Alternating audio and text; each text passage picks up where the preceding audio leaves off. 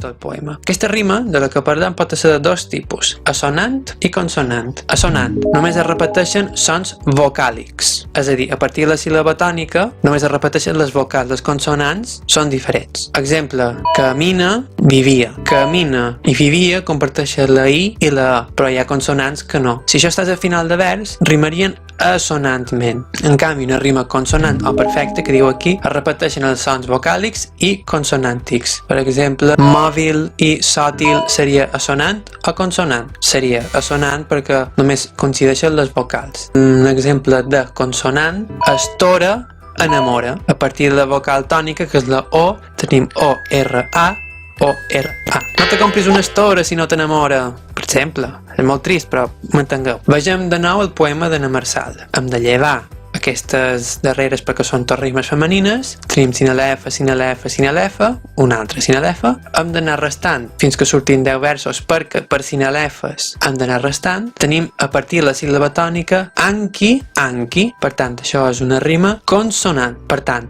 lletra A, perquè això és la primera rima del poema, i l'altra seria una altra perquè és exactament igual. Després vegem els altres versos al final.